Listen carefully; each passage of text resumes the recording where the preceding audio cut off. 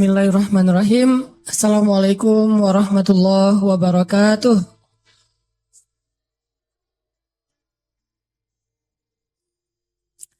Alhamdulillah, hari ini saya lebih semangat karena nggak sendiri. Mudah-mudahan teman-teman juga semangat walaupun masih sendiri.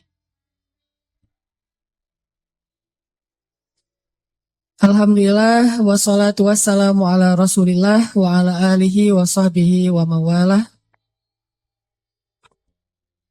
Rabbi syrah li sadri wa yassir li amri wa hlul 'uqdatam min lisani yafqahu qawli. Radina billahi rabba wa bi Muhammadin nabiyya wa bil islami dina. Teman-teman yang dirahmati Allah Subhanahu wa taala, hari ini kita diberikan kesempatan oleh Allah Subhanahu wa taala untuk mencas iman kita. Karena memang iman kita itu lebih sering lowbat daripada handphone kita. Dan itu realitasnya kayak gitu. Handphone dalam sehari berapa kali ngecas? Tergantung harga handphone. Dan ngecasnya paling cepat berapa lama dari nol? Tergantung harga. Ada yang pakai fast charging, ada yang low, nggak fast ya, jadi slow banget. Orangnya woles, makanya handphonenya juga woles. Ada yang ngecasnya paling cepat kalau fast charging itu 1 jam dari nol. 1,5 jam lah kalau udah lama. Setiap hari minimal dia ngecas sekali, rata-rata 2 kali. Padahal dia cuman make buat chatting, buat upload foto, nggak sampai video, kecuali kalau dia nge-followingnya terlalu banyak. Nggak apa-apa sih nge-following terlalu banyak, yang penting followernya sedikit. Bener kan ya? Buat apa followers banyak-banyak tapi semuanya orang lain, kan ya? Mending sedikit cuma 1, tapi dia.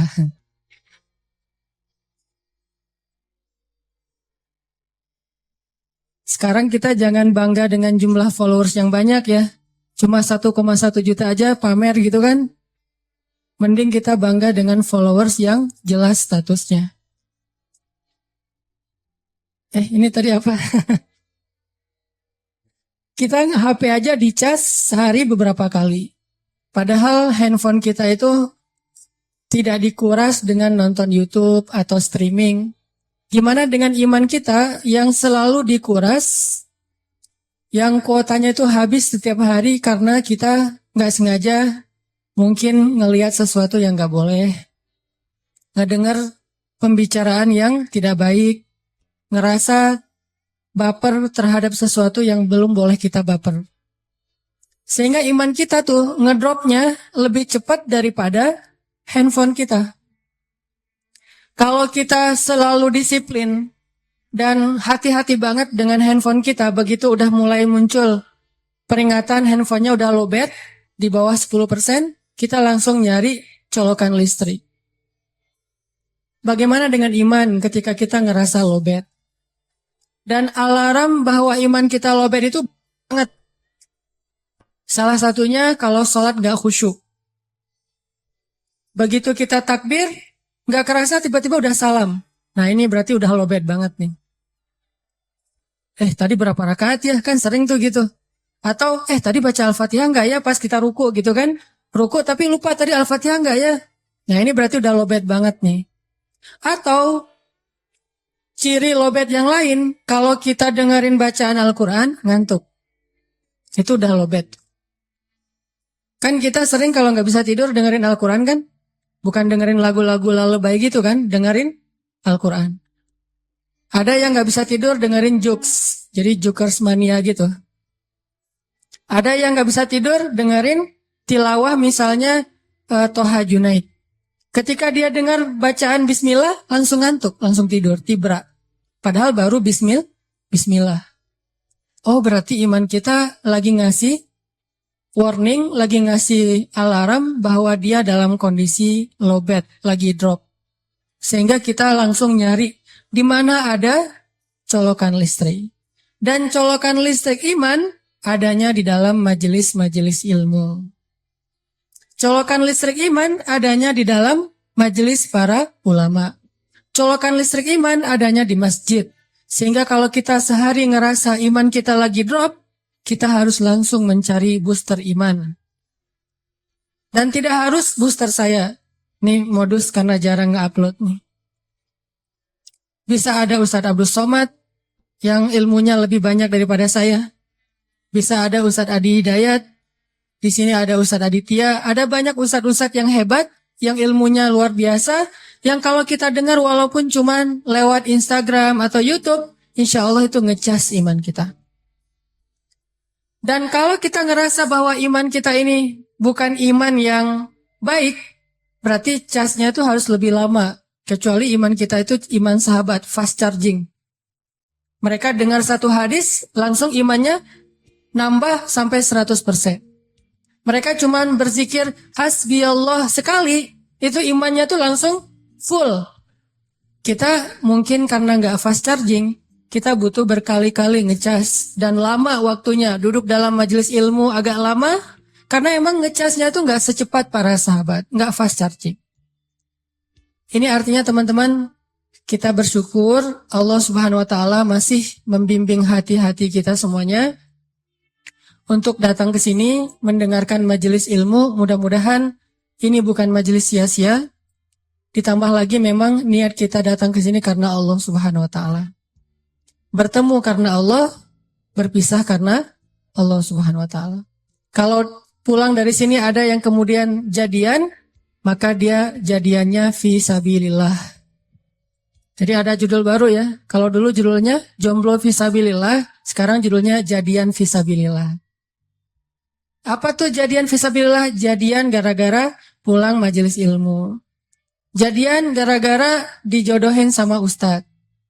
Nah kalau minta dimak-comblangin sama ustadz, kriterianya jangan susah-susah. Mau nyari pasangan, ya sini biar ustadz yang mak-comblangin. Siap ustadz, kriterianya apa? Yang tinggi sekian, putih, bersih, wajah Korea, gitu-gitu deh. Si ustadznya bilang, kalau gitu saya juga mau. Bahaya itu. Ya, teman-teman yang dirahmati Allah, kita bersyukur bisa datang ke majelis ini. Dan hati kita yang menggerakkan adalah Allah Subhanahu wa taala. Dan untuk kesekian kalinya, saya pengen mention tentang bukti kebesaran Allah adalah dengan berkumpulnya kita di dalam majelis ilmu kayak gini. Coba teman-teman perhatikan, ada berapa orang sekarang di sini? Sekitar 3.000. Yang registrasi itu 2.000, yang go show itu sekitar 1.000-an, berarti sekitar 3.000. 3.000 hati Allah gerakkan dalam satu waktu dengan cara yang serentak dari tempat yang jauh-jauh. Ada yang dari Surabaya nih, teman-teman yang subhanallah istiqomah, mudah-mudahan Allah merahmati. Bisa ngumpul di sini, dan itu kebesaran Allah Subhanahu wa taala. Dan itu bukti bahwa Allah itu maha membolak-balikan hati. Sehingga kita makin yakin kalau 3.000 hati aja bisa Allah gerakkan dengan begitu mudah, apalagi cuman menggerakkan satu hati. Ngerti kan? Oh belum ngerti ya? 3.000 aja bisa digerakin untuk datang ke rumah kita, masa satu hati aja nggak bisa datang ke rumah kita untuk melamar, kan gitu ya? Mustahil. Ini buat cewek-cewek nih. Minta sama Allah, ya Allah, Engkau telah menggerakkan 3.000 hati untuk datang dalam majelis ilmu hari ini. Saya minta cuma satu hati aja ya Allah. Gerakanlah dia untuk ngekepoin IG saya. Siapa tahu dia tergerak, tiba-tiba lagi mencet-mencet, ada yang muncul di story atau muncul di kayak home dia gitu. Pas dilihat, ini siapa nih kok lucu gitu. Unyu-unyu. Nah ini teman-teman, bukti kebesaran Allah. Nah Sehingga kita bisa belajar banyak hal dari apa yang kita alamin untuk bisa menambah iman kita kepada Allah Subhanahu wa taala. Oke. Hari ini kita bahas tentang amradul qulub. Bagaimana membersihkan hati dari penyakit-penyakit, tazkiyatun nufus. Kalau dalam bahasa ulama itu disebut tazkiyatun nufus. Penyakit hati itu dalam bahasa Arab marad atau amrad. Di dalam surat Al-Baqarah Allah menyebutkan A'udzubillahi minasyaitonirrajim. Fi qulubihim maradun fazadahumullahu marada walahum 'adzabun alimun bima kanu yaktibun. Di dalam hati mereka fi qulubihim maradun, ada penyakit. Tahu nggak teman-teman penyakit hati yang paling berbahaya itu apa? Baper? Apa penyakit hati yang paling berbahaya yang dampaknya itu bisa kemana-mana? Kalau dalam fisik itu kayak kanker gitu. Bisa menjalar, dia bisa sampai ke seluruh tubuh, kemana-mana gitu penyakitnya. Udah diamputasi kadang-kadang belum menghilangkan sel kankernya. Udah di kemo berkali-kali, ternyata belum mati juga tuh sel kanker. Dia makan, dimakan oleh sel kanker. Dia minum, di transfusi darah misalnya, darahnya dihabisin sama sel kanker. Sebahaya itu penyakit hati. Apa penyakit hati yang paling bahaya? Cinta terhadap dunia. Dengki. Penyakit hati yang paling bahaya itu adalah ragu kepada Allah Subhanahu wa taala. Itulah penyakit yang paling bahaya. Itulah ibu dari semua penyakit hati. Dengki, cinta dunia, dendam, susah memaafkan, galau, khawatir yang berlebihan, berputus asa, semua itu lahir dari gara-gara dia ragu kepada Allah Subhanahu wa taala. Sehingga Allah mengatakan di dalam surat Al-Baqarah tadi, fi qulubihim marad, di dalam hati mereka ada penyakit, satu aja. Allah nggak mengatakan fi qulubihim amrad. Di dalam hati mereka ada banyak penyakit. Tapi Allah mengatakan fi qulubihim maradun. Cuma satu penyakit. Dalam sebuah konsep tafsir. Dalam sebuah pandangan tafsir. Marad, penyakit apa yang ada di dalam hati mereka? Padahal hatinya banyak. Tapi penyakitnya sama. Yaitu asyak, raib. Di dalam awal surat Al-Baqarah Allah mention kita, Dzalikal kitab la raib. Tidak ada keraguan. Nanti di halaman berikutnya Allah tegaskan lagi. Wa in kuntum fi raibim mimma nazzalna ala abdina fa'tu bisuratin. Kalau kalian masih ragu.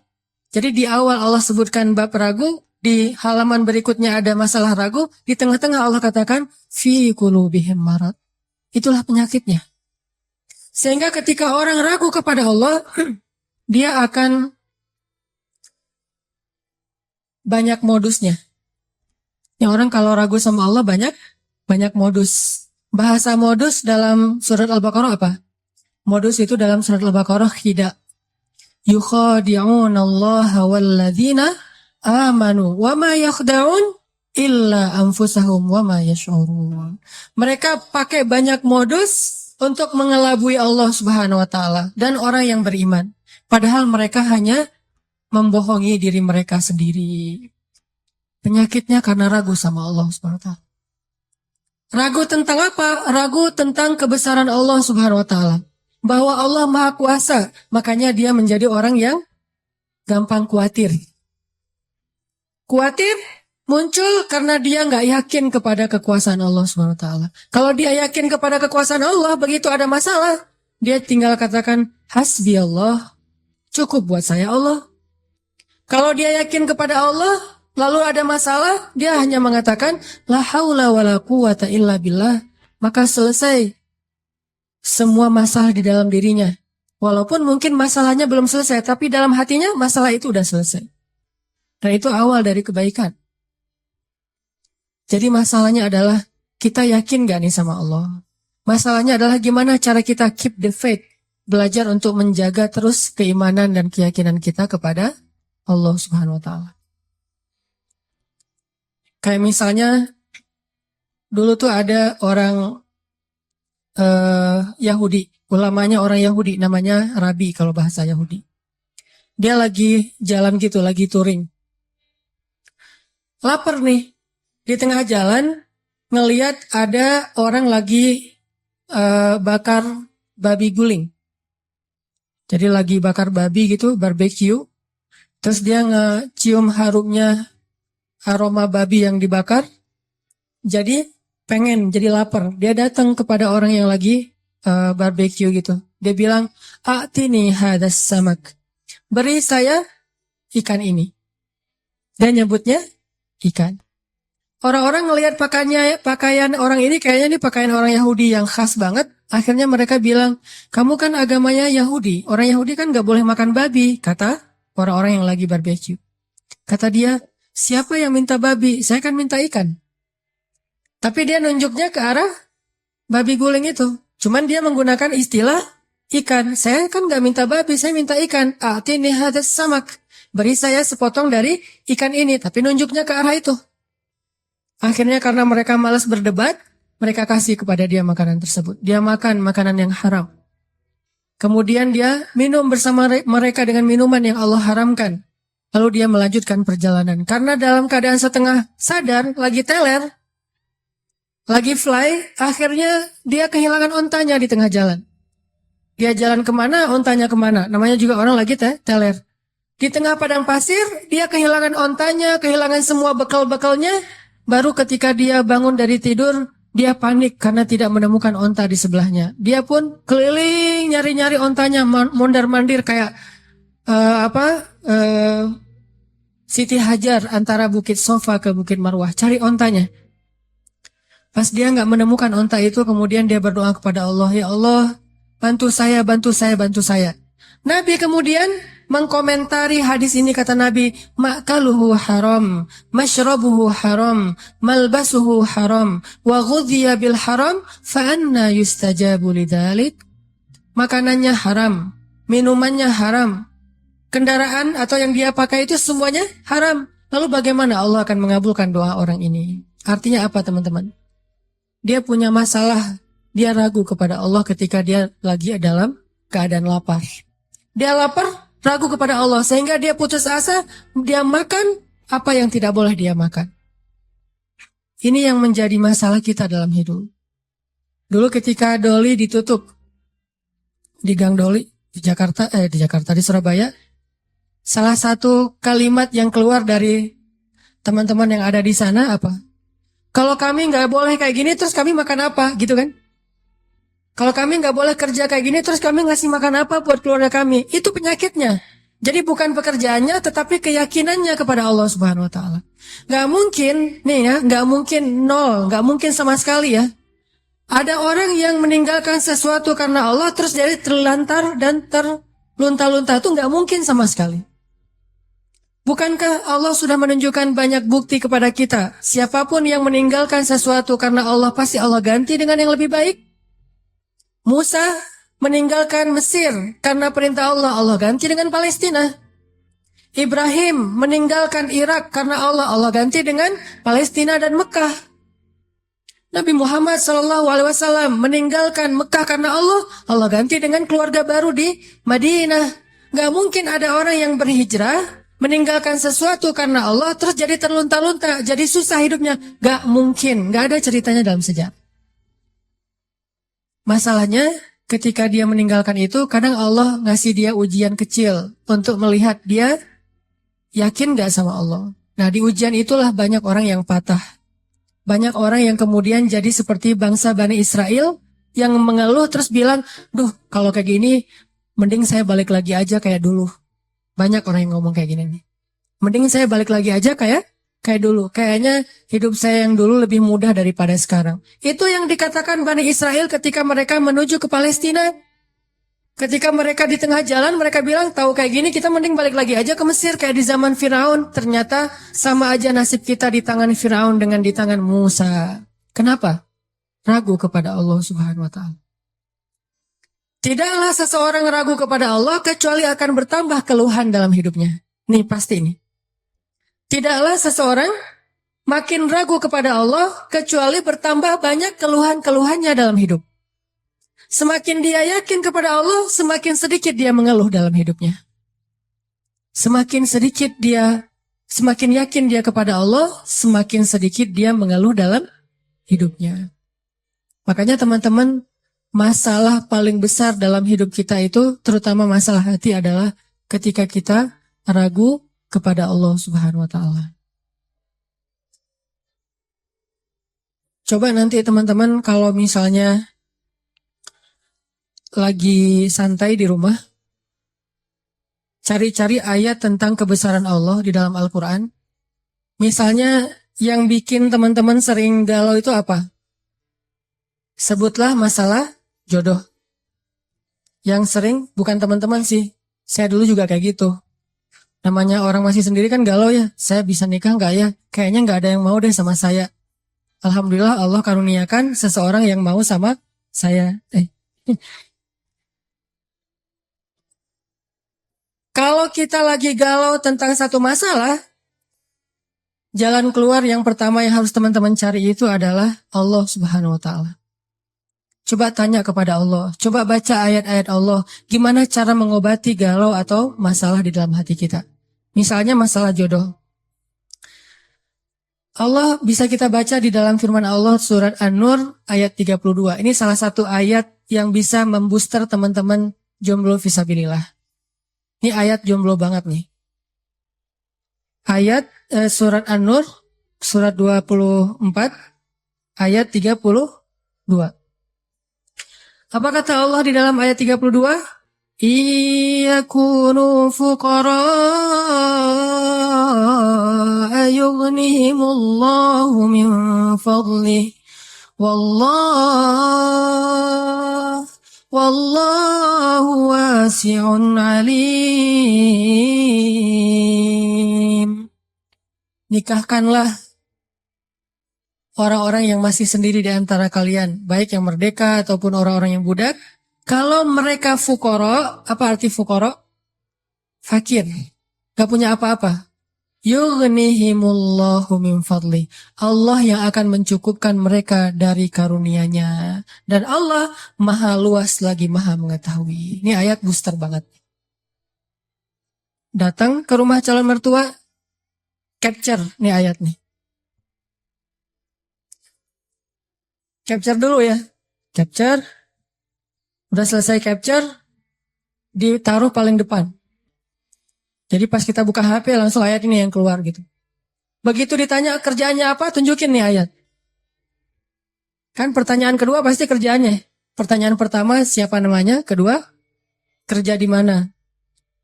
Siapa namanya, misalnya sebut nama kita, sebutlah Budi gitu. Oh iya, kerja di mana, masih kuliah atau udah kerja? Udah selesai kuliah Pak. Kerjanya? Pak, ini. Apa ini? Kalau mereka fakir, Allah yang akan mengayakan mereka. Ngeri juga udah pakai ayat ya. Dan Allah maha luas lagi maha mengetahui Pak. Itu juga saya dengarnya dari Ustadz gitu ya. Oh benar juga nih ayatnya. Terus gimana anak saya dikasih makan apa? Allah yang kasih makan bukan saya. Anak bapak dan saya, bapak semua kita nih pemakan rezeki bukan pemberi rezeki. Nggak ada satupun kan di antara kita pemberi rezeki. Semua kita ini pemakan rezeki. Pemberi rezekinya Allah. Dan ini ayat modal saya banget untuk nembak si dia. Kan saya dulu nikahnya nikah ngutang. Maharnya aja ngutang ke sebelah. Tapi bilang ngutangnya jangan pas awal. Nanti aja kalau udah deal baru ngutang. Udah setuju nih, kita nikah ujung-ujungnya, boleh utang dulu.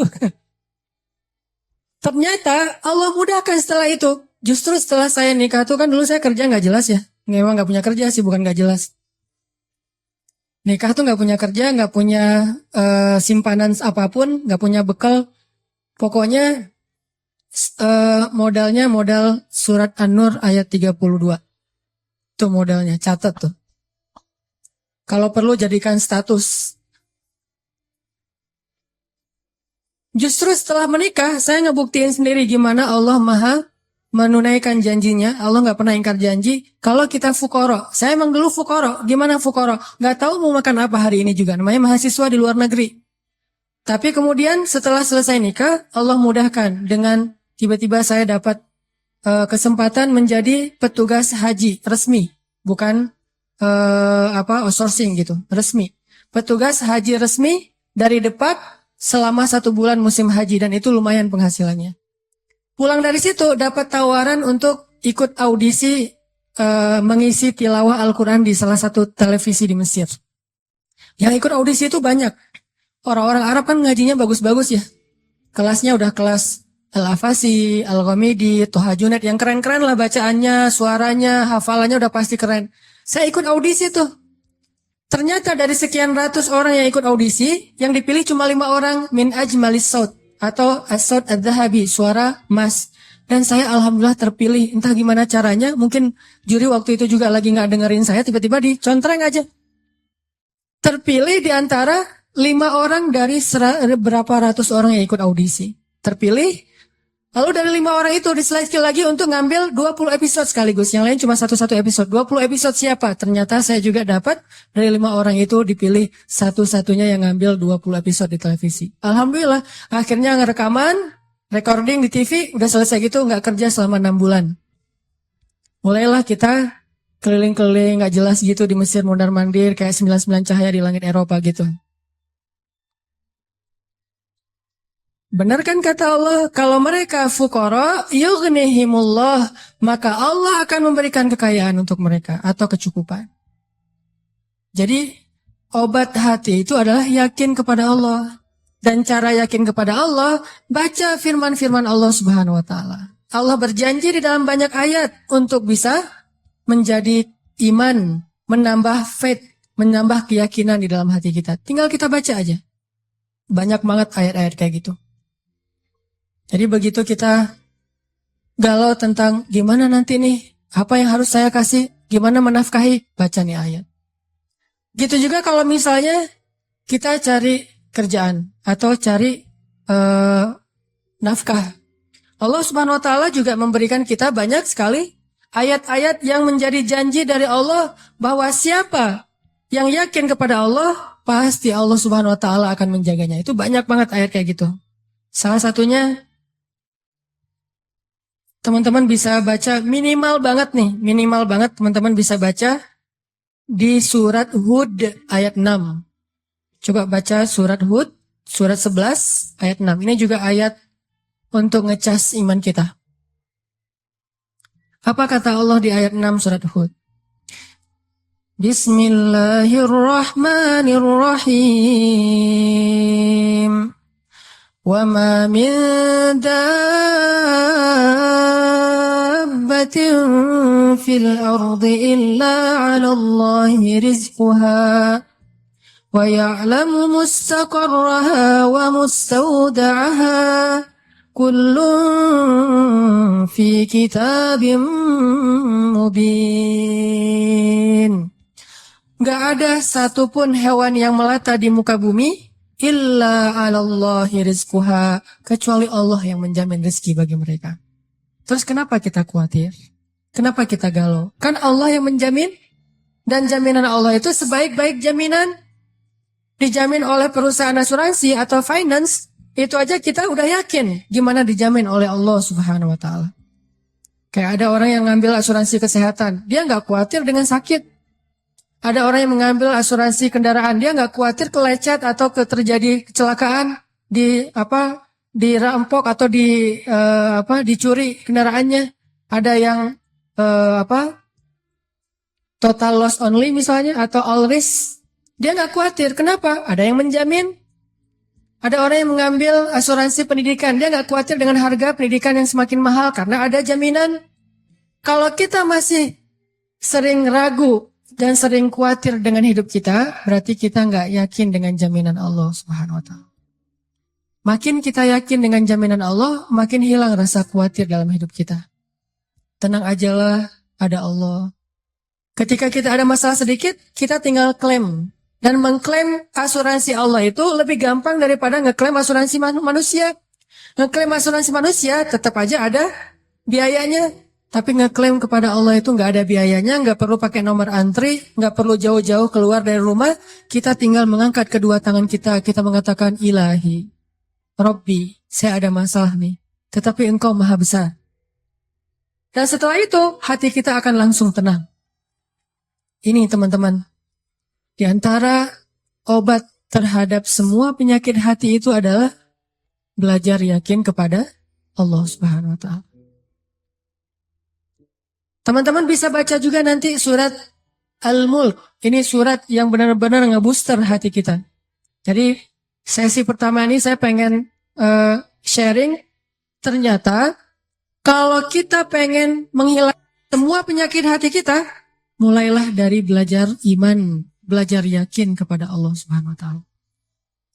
Kalau kita pengen belajar menjadi orang yang menjalani hidup itu penuh dengan keyakinan, penuh dengan harapan, orangnya optimis, caranya belajar yakin kepada Allah Subhanahu wa Ta'ala. Dan salah satu cara belajar yakin kepada Allah, baca ayat-ayat Allah, terutama ayat-ayat booster tentang kebesaran Allah Subhanahu wa Ta'ala.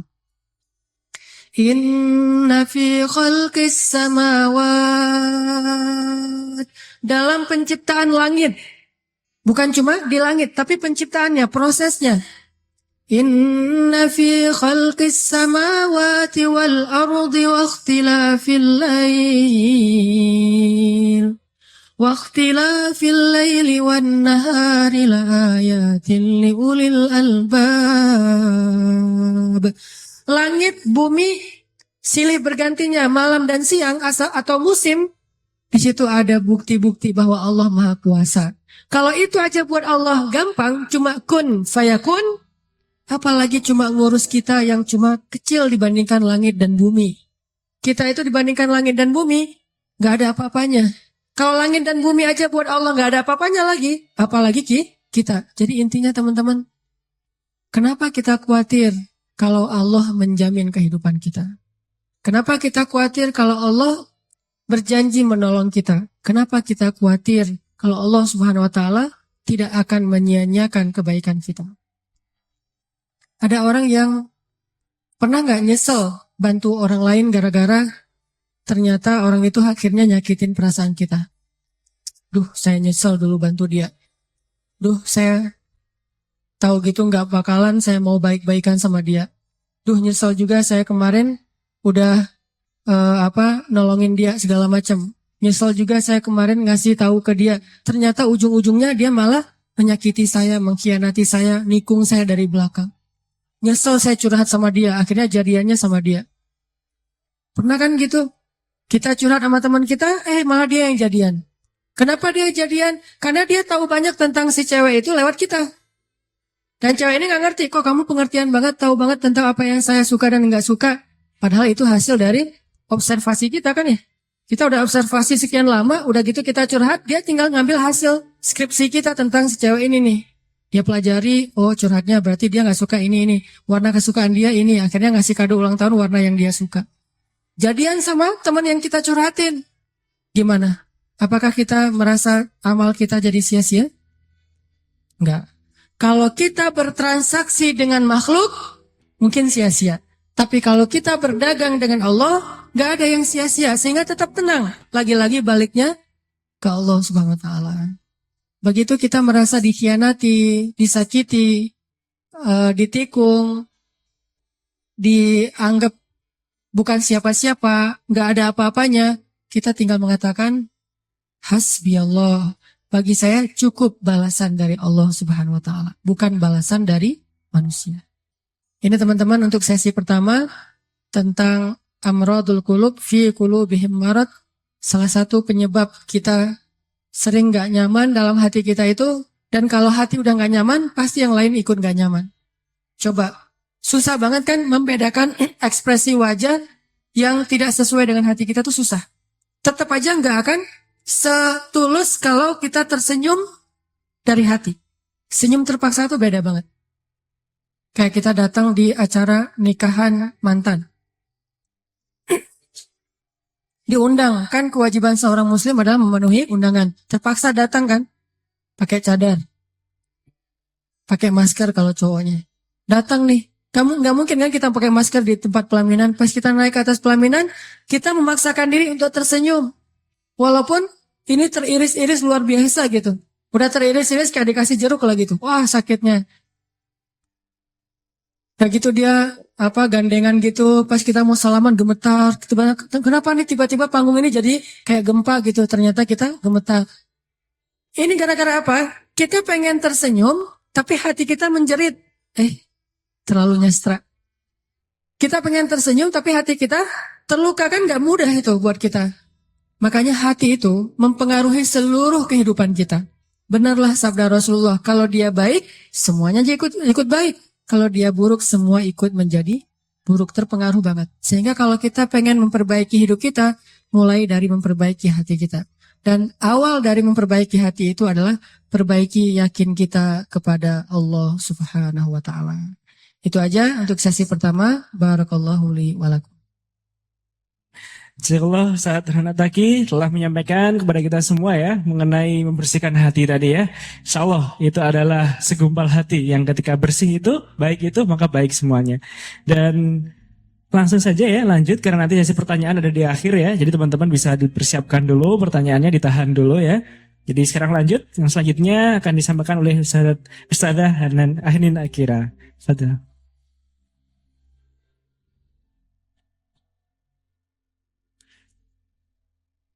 Bismillah. Assalamualaikum warahmatullahi wabarakatuh. Alhamdulillahi rabbil alamin, hamdan hamidin, hamdan syakirin. Allahumma salli ala Muhammad wa ala alihi wa sahbihi wa barik wa sallim ajma'in. Tadi sudah kita dengarkan tausiah kajian dari Ustadz Hanan Ataki, Masya Allah. Beliau analogikan hati kita itu seperti HP. HP itu tergantung harganya, cepat ngedrop atau dia bisa bertahan. Kemudian ketika ngecas juga cepat bisa terisi atau slow tadi ya.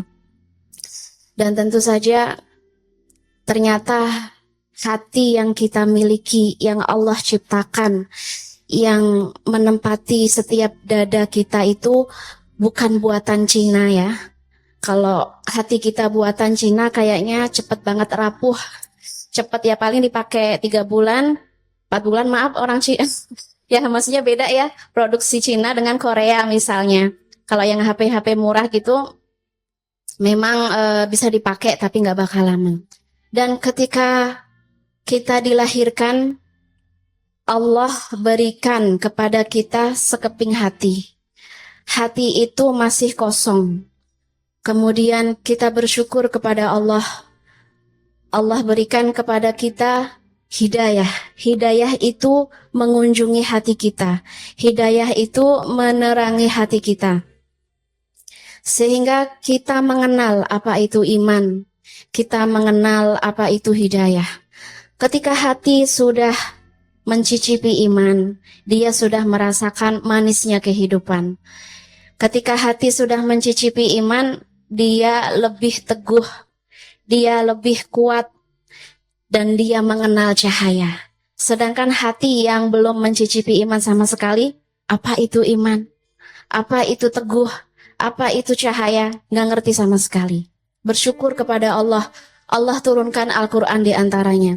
Salah satu nutrisi hati kita, kalau Ustadz nganalogiin HP, kalau aku lebih suka hati itu butuh real food, yang benar-benar makanan hati. Di antara yang kita makan ya, ada junk food untuk fisik kita, ada junk food, ada real food. Junk food itu memang mengenyangkan sesaat, kenyang banget, tapi nutrisinya nggak ada. Sedangkan real food itu seperti buah, sayur ya, itu nutrisinya banyak sekali. Nah, apa sih makanan hati? Karena hati itu adalah kehidupan jiwa atau ruh, sedangkan ruh itu dicipta dari cahayanya Allah. Ruh dicipta dari langit, makanya makanannya juga harus dari langit. Nggak nyambung, kamu ngapain makan bakso? Biar bahagia. Mungkin dia akan bahagia saat makan bakso. Setelah bakso habis, apa masih bertahan bahagia? Hilang bahagia. Kamu ngapain? Misalnya yang perempuan ya, beli baju banyak biar bahagia. Ya kan? Ketika baju sudah numpuk, Apakah kamu bahagia? Tidak. Itu namanya junk food. Jadi kelihatannya mengenyangkan, tapi faktanya masih bikin lapar dan lapar lagi. Berikanlah hatimu real food ya. Apa aja sih real food dari hati kita? Di antaranya adalah zikrullah. Ya, zikrullah itu mengingat Allah, ta'zimullah, mengagungkan Allah. Ketika kita mengucapkan la ilaha illallah, tiada Tuhan selain Allah.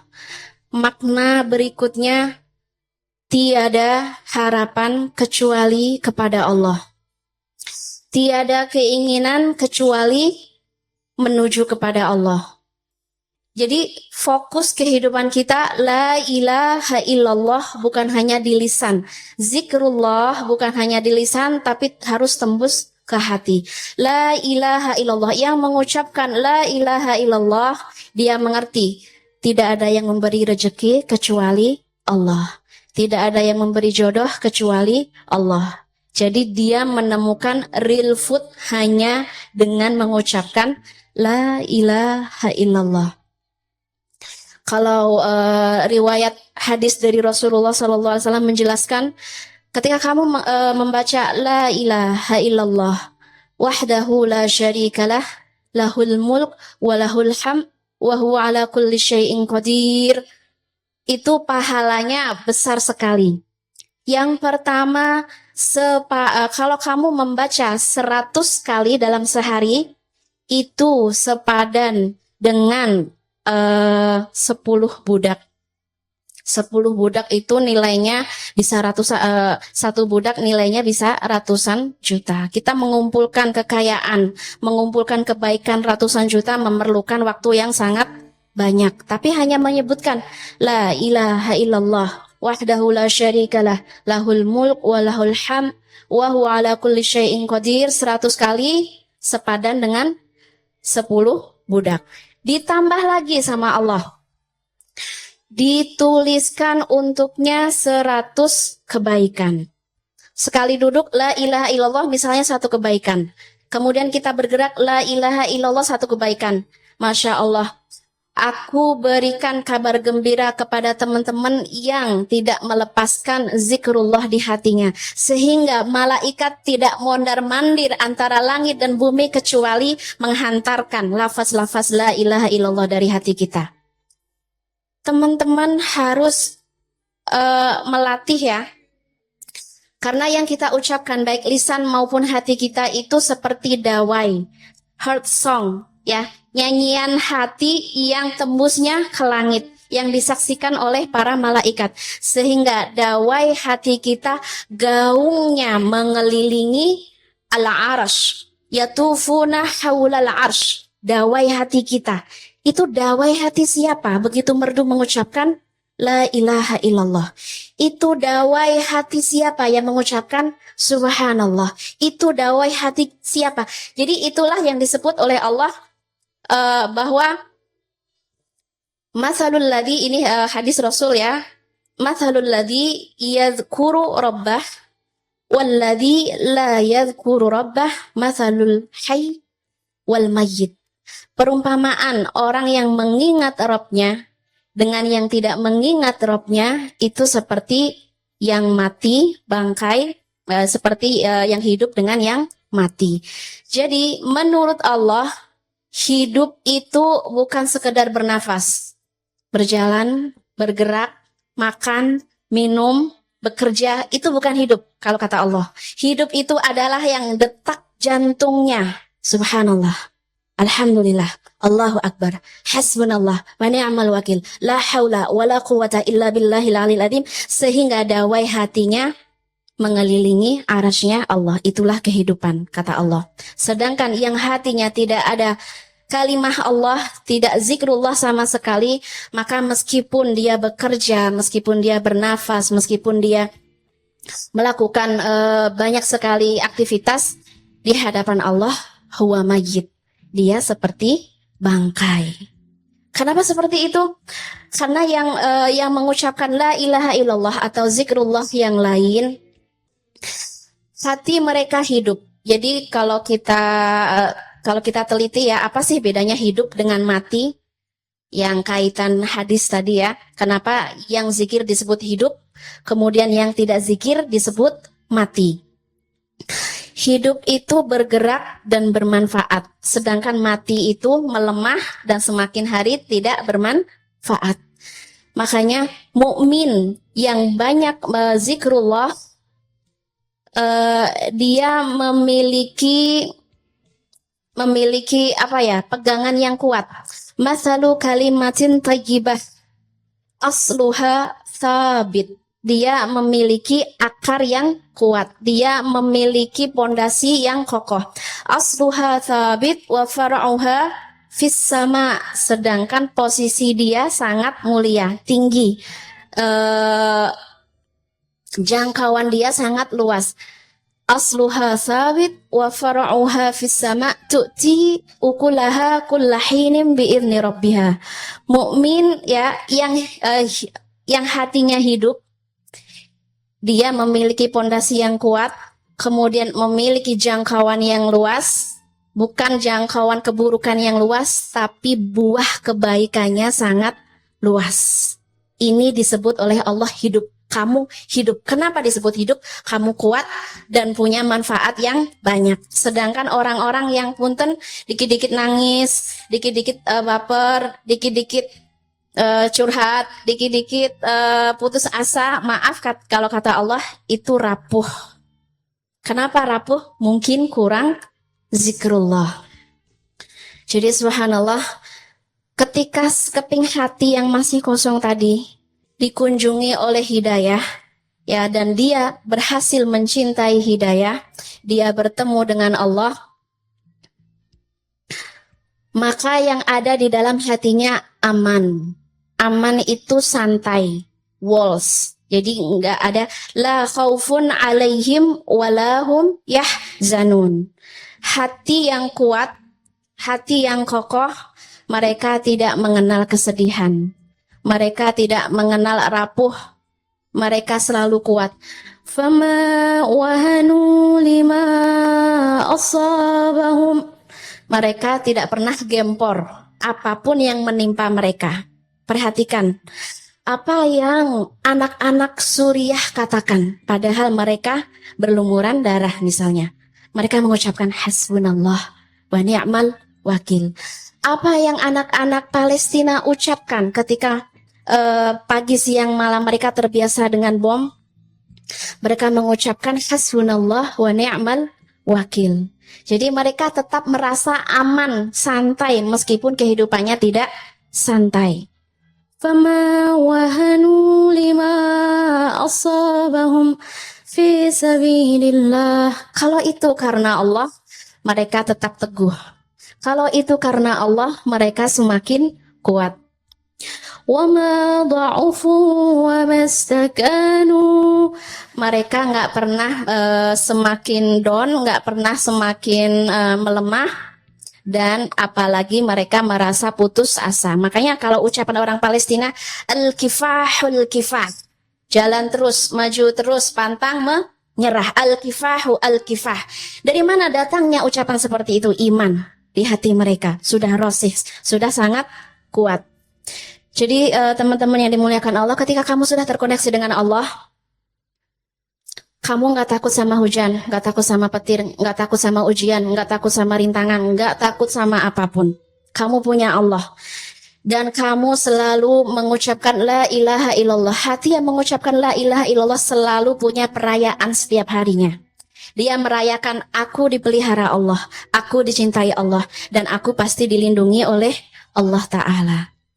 Jadi perolehan hati yang sudah mencicipi iman tadi apa? Aman.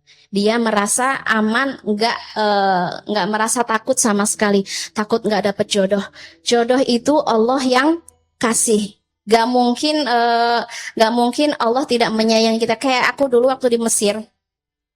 Di Mesir S1-nya aku sekitar 4 tahun ya Ustadz ya. 4 tahun. Jadi jangan horor dulu ya. Kalau di Mesir itu kampusnya dipisah, laki-laki dan perempuan terpisah. Kemudian asramanya dipisah. Jadi kita nggak Jadi kita nggak mejeng, nggak apa sih, nggak caper gitu ya. Bahkan bahkan Ustadz pun pernah rada kesel sama aku. Kenapa? Karena pas ditanya, kamu kenal nggak sama aku waktu dulu? Aku nggak kenal. 4 tahun di Mesir, sama-sama di Mesir, satu syu'bah itu satu fakultas, tapi nggak kenal sama sekali. Kenapa Ustadz kesel? Karena waktu itu Ustadz di Mesir udah jadi artis, sudah kemana-mana, udah tampil terus ya. Masa kamu nggak tahu artis Mesir gitu? Udah emang nggak tahu. Jadi aku yang nggak tahu sama sekali, nggak kenal sama sekali 4 tahun. Jadi itu sesuatu yang jodoh itu mudah, sulitnya itu di tangan Allah. Jadi jangan khawatir, mau kamu nggak kenal, mau gimana caranya, itu nanti Allah yang kasih jalannya. Aku beli kibdah. Kibdah itu makanan siap saji ya di jalan. Kemudian pas aku mau ngambil nungguin dimasak, ini kok ada orang Thailand senyum. Nah, kupikir orang Thailand. ternyata beberapa bulan setelah itu jadi jodoh. Jadi waktu itu benar-benar nggak kenal sama sekali. Temen yang iniin ya, yang ngejumlangin.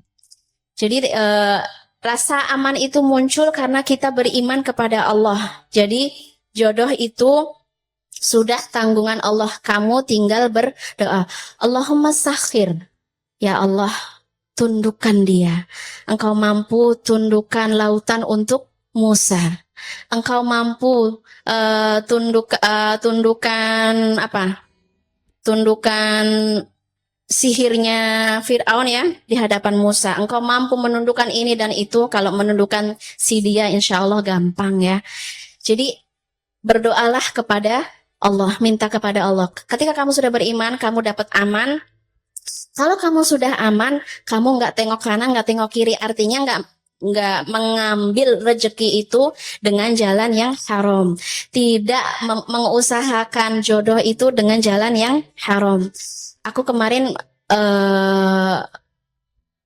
baru baca lagi hadis ya, yang menjelaskan bahwa 2 orang yang saling mencintai tidak akan dipisahkan oleh Allah kecuali karena dosa. Ini yang harus benar-benar kita pegang. Baik kita belum sah atau sudah sah, bahkan antara suami dan istri sudah saling mencintai. Banyak doa dipanjatkan Allah, abadikan tali cinta kami, abadikan tali kasih kami. Tapi ketika kita berdoa, tapi maksiat jalan terus, dosa jalan terus, mungkin yang memisahkan cinta kita bukanlah Allah. Tapi yang memisahkan cinta kita adalah dosa-dosa yang kita perbuat. Oleh karena itu teman-teman yang dirahmati Allah, jagalah iman yang ada di hatimu, dan itulah yang akan menjagamu. Ketika kamu sudah punya aman ya, kamu akan mengenal cahaya. Cahaya itu bisa kita dapatkan dari zikrullah. Zikrullahi ta'ala ibadah. Dia bernilai ibadah. Tadi aku belum selesaikan hadisnya ya. Yang mengucapkan la ilaha illallah wahdahu la syarikalah lahul mulk wa lahul hamd wa huwa ala kulli syai'in qadir. Itu sepadan dengan kalau dibaca 100 kali sepadan dengan 10 budak. Kemudian dituliskan untuknya 100 kebaikan. Masih kurang lagi, Allah tambah. Dituliskan untuknya, bukan dituliskan, dihapuskan untuknya 100 keburukan. Jadi 100 keburukan yang sudah kita koleksi dihapus dengan la ilaha illallah. Masih kurang, ditambah lagi. Hirzan minasyaiton. Bacaan itu akan menjadi pelindung kita dari gangguan syaitan. Sungguh ringan di lisan, tapi manfaatnya sangat banyak. Zikrullahi ta'ala ibadah.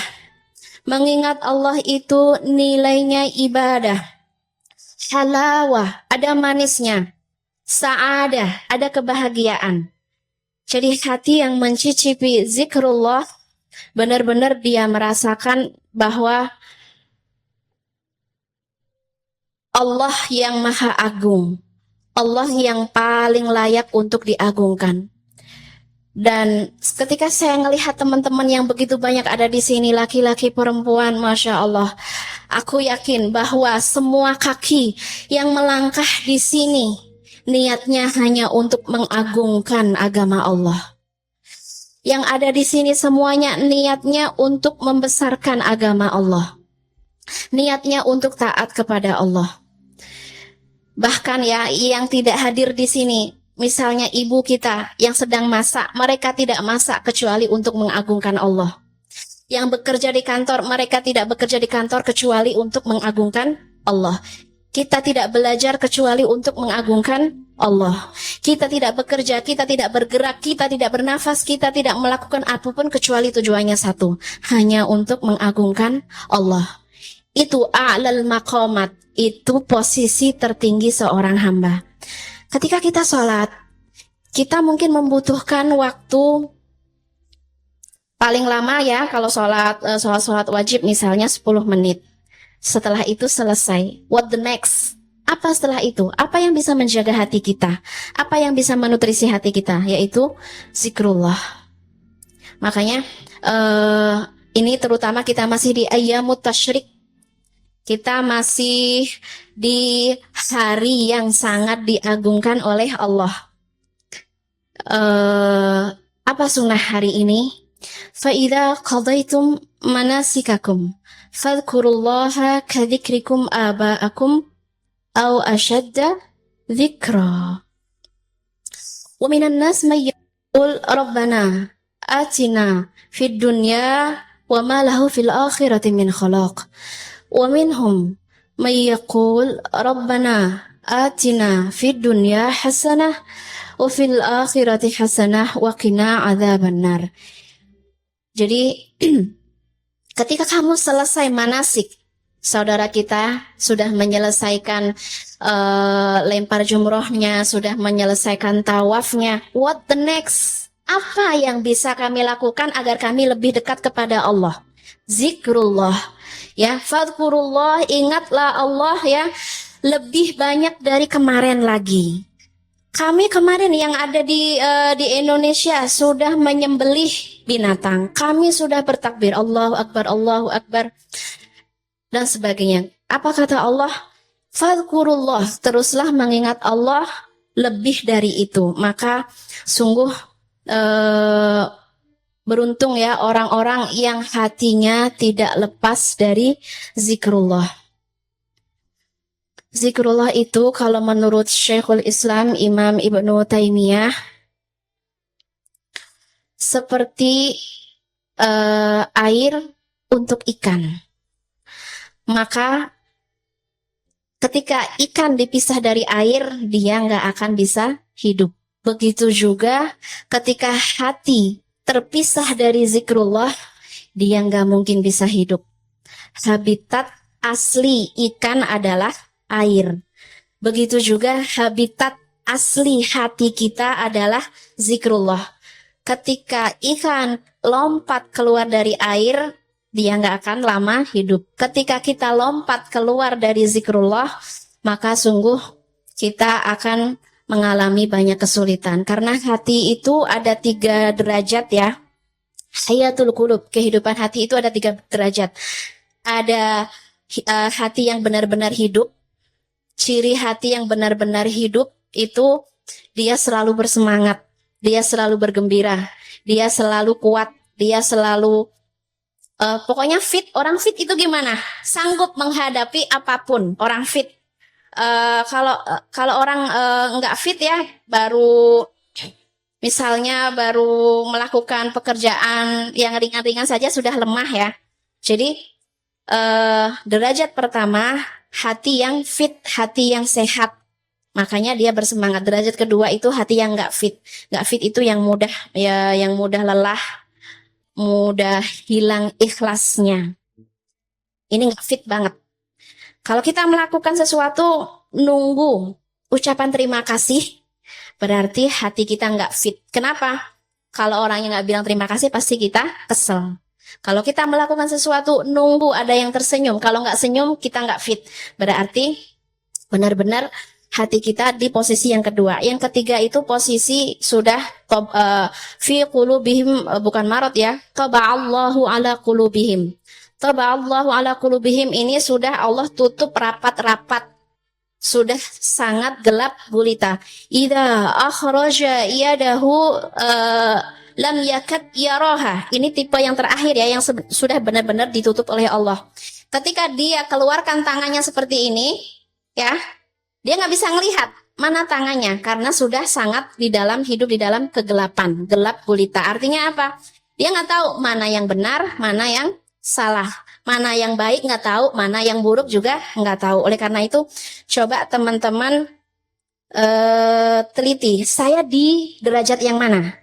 Di derajat yang fit, sehat, sempurna, semangat terus, sabar terus, ikhlas terus, tawakal terus, kuat terus, atau yang sekali kuat, sekali lemah, sekali iman, sekali hilang, sekali sabar. Nah, ini berarti kita di derajat kedua, belum fit. Atau ma'adallah, kita berlindung kepada Allah dari tipe hati yang ketiga, yang sudah tertutup rapat, berada di dalam kegelapan, sehingga tangannya sendiri dia tidak bisa melihat.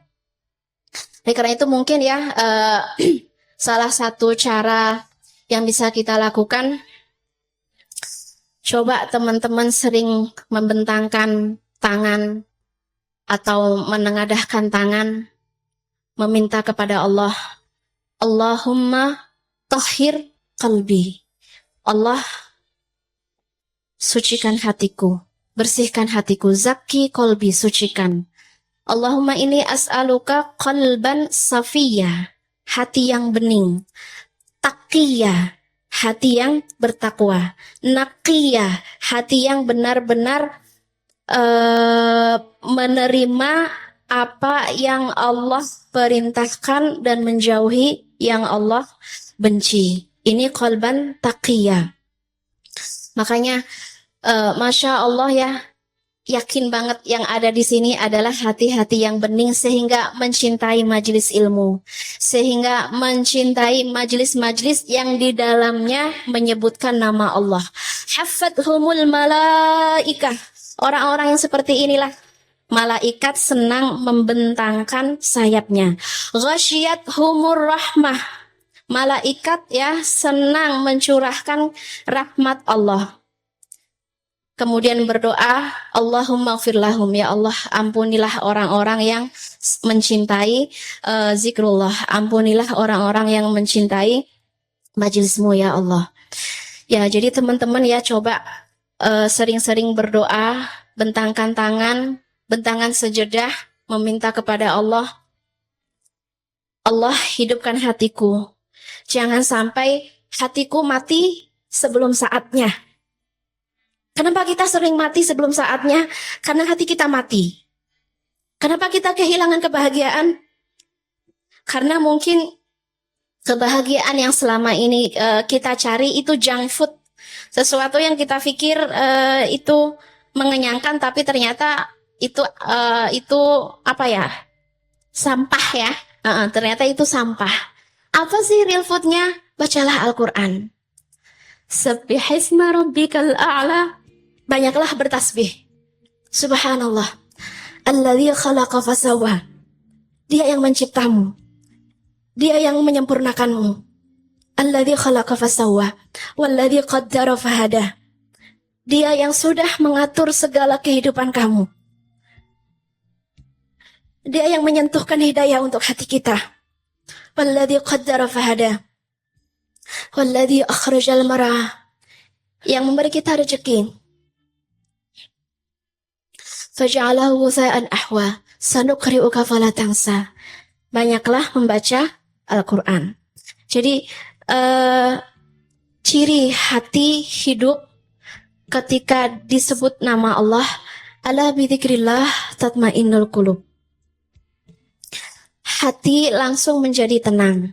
Hati langsung menjadi kuat. Ketika hati sudah menjadi kuat, ya, dia sudah mengetahui kemana dia akan pergi dan dia merasakan cahaya Allah. Berbeda ketika hati yang tidak mengenal iman ya, dia resah terus. Kemarin ada teman yang curhat, Teh, eh aku tuh bingung, orangnya susah bahagia. Orang tua aku komplit. Kok aku kayaknya kurang bahagia, kayaknya aku harus nikah deh, katanya. Mungkin dengan menikah aku bahagia. Maaf ya, ini curhatan dia. Nah, terus aku tanya, pas sudah nikah sudah bahagia? Kok belum ya? Kata dia belum. Oh, mungkin dengan punya anak aku akan bahagia. Sudah punya anak, sudah bahagia. Belum, masih lapar. Dia masih mencari apa sih bahagia?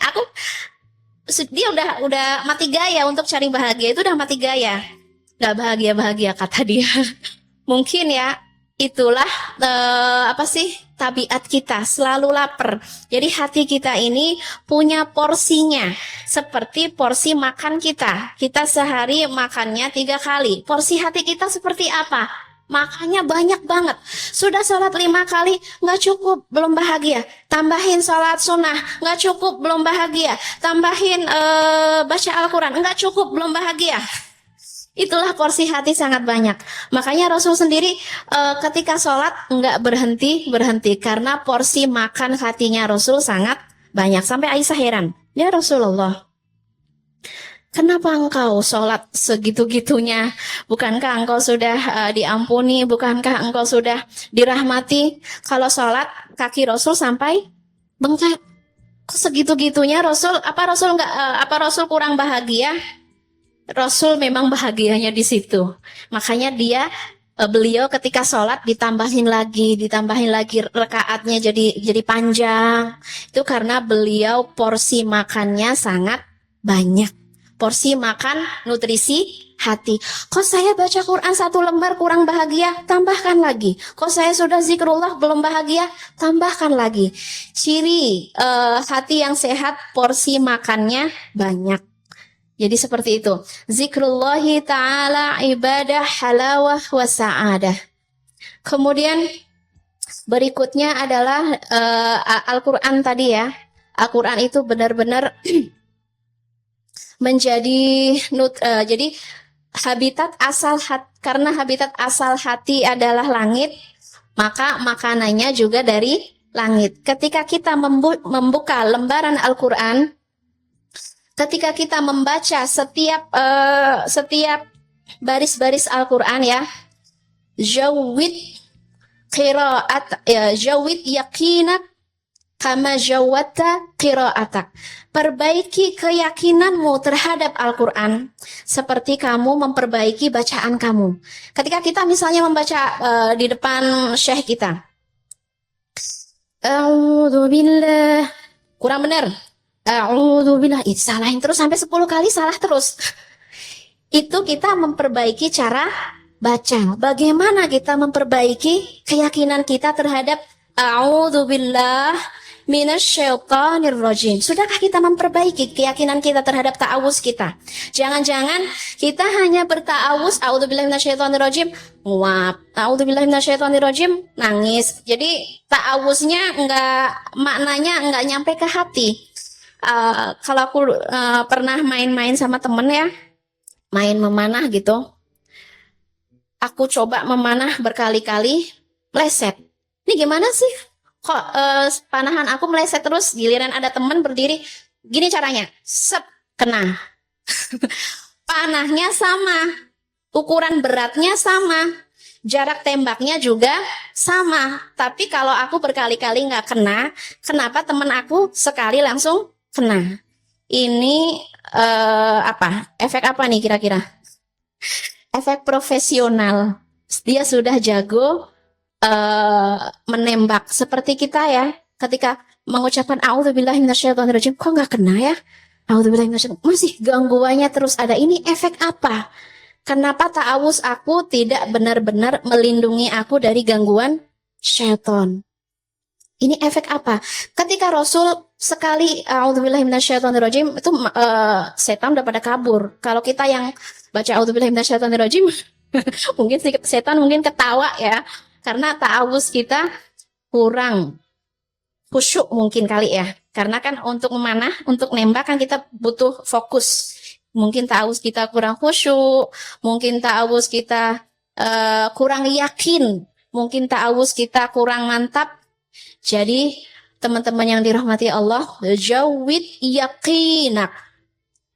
Perbaiki keyakinan kamu ya terhadap ayat-ayat yang sedang kamu baca. Jangan hanya fokus di memperbaiki cara membaca. Jadi Al-Quran ini Masya Allah zikrun lakum. Zikr ini rif'ah. Kalau aku ingin bercerita, kalau aku diizinkan ya, diizinkan masih? Diizinkan? Oke, 5 menit lagi.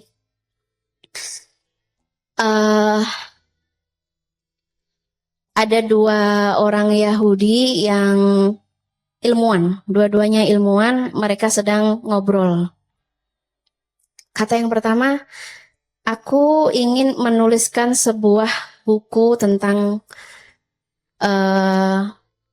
catatan kenapa Zionis ini kuat.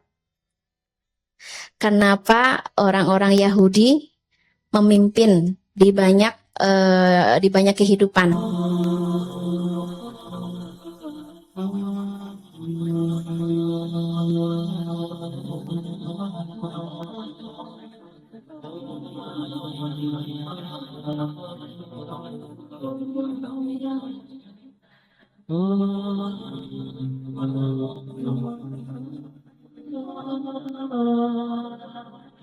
Benar kan kata Allah, kalau mereka fuqara yughnihimullah, maka Allah akan memberikan kekayaan untuk mereka atau kecukupan. Jadi obat hati itu adalah yakin kepada Allah. Dan cara yakin kepada Allah, baca firman-firman Allah Subhanahu wa taala. Allah berjanji di dalam banyak ayat untuk bisa menjadi iman, menambah faith, menambah keyakinan di dalam hati kita. Tinggal kita baca aja. Banyak banget ayat-ayat kayak gitu. Jadi begitu kita galau tentang gimana nanti nih, apa yang harus saya kasih, gimana menafkahi, baca nih ayat.